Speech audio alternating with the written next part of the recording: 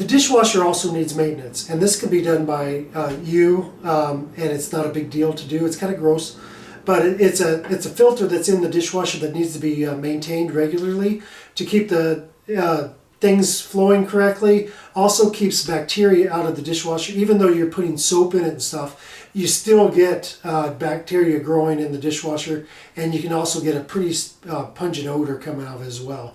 They do sell chemicals that put in there, but there's really nothing breaks it down better than just taking it apart, washing it, and doing it that way. So we'll just hop right into that, and we'll show you what to do. What happened last time when we had a dishwasher problem, we were using Finish tabs, and for some reason they didn't agree with the dishwasher, so we ended up switching over back to a liquid that we used years ago. But as far as the filter goes, it's as easy as just pulling out this rack, the bottom one, and down at the bottom there's on this particular dishwasher, and you're going to find out a lot of them are the same because Whirlpool and Maytag and all those are the same company. So the interiors, no doubt, will be pretty close to each other. All right, there's a little tab here at the base of the right around the screen area, and the tab has an arrow on it. This particular one does, and so we're just going to push it the same way the arrow goes, and that pops right out. Now, last time I had this off, this was just disgusting. And it's not because we're dirty people.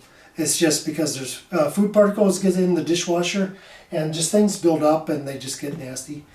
So that is one thing you put in your sink, scrub it with a brush.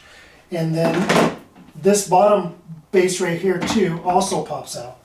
And this screen right here, around here, well, it gets gunked up. Actually, it's starting to need washed again. It's not bad, but as long as I have it out, I'm going to go ahead and take care of it.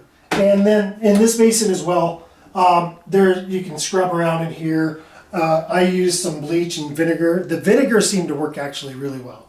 But since we switched over to liquid detergent for the dishwasher, it really has made the dishes a lot cleaner, and things seem not to gunk up as bad. So once you're done with cleaning the screens and stuff, it's good to run through some vinegar, just white vinegar. Run a load, get it nice and hot, and get it to wash out, and things should be good to go. So I hope that helped you, and if you like it, give us a thumbs up. If you don't mind subscribing to our channel to view our other videos, and also comment. And we really appreciate watching the video, and thanks for watching DIY on the house.